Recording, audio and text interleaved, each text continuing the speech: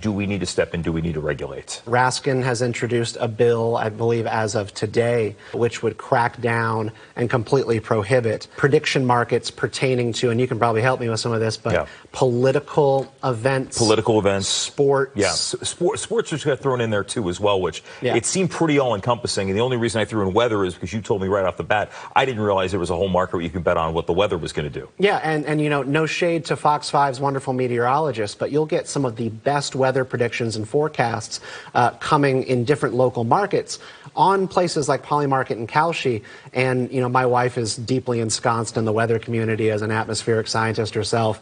And all of those forecasters put their money where their mouth is when it comes to what's going to happen on those platforms.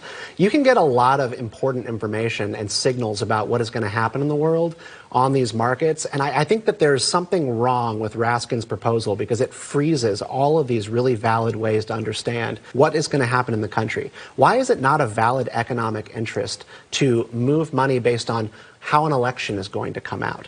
Everything about the country and the economy hinges on who is in charge of it. That seems like a perfectly legitimate thing for anybody who does trading to bet on.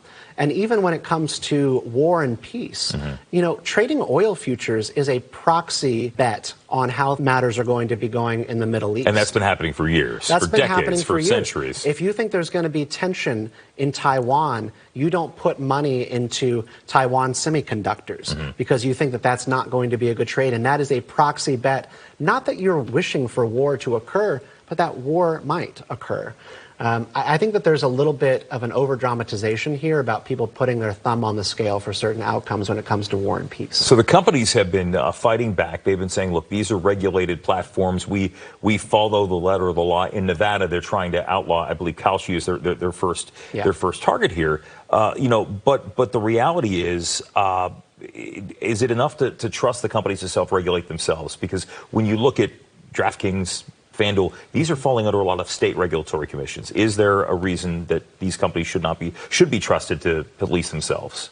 Well, I think there is reason to trust that they want to police themselves. You've seen just in the past week, Kalshi announced that they are going to prohibit people who are running for office from participating in these markets, as well as athletes. And they have a pretty sophisticated way of actually tracking people's accounts and making, you know, intuitive guesses on who they are when they're trading. One of Mr. Beast's employees went down and was fined by Kalshi and reported to the CFTC for trading on his boss's videos and certain outcomes of the videos on the Mr. Beast YouTube channel. I believe when he said certain words, there was some wagering on the words that he would say. Yeah, mentions markets. So what are people going to say?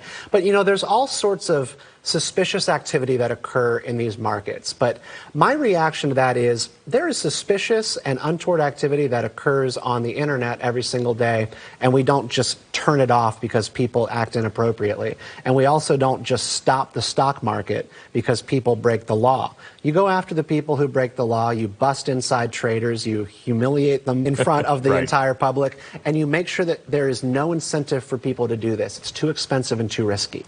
This is not the last discussion we're going to have with us. Certainly not the last discussion I had with you. Great to see you, Steve. Thanks, Jim. We appreciate you, as always.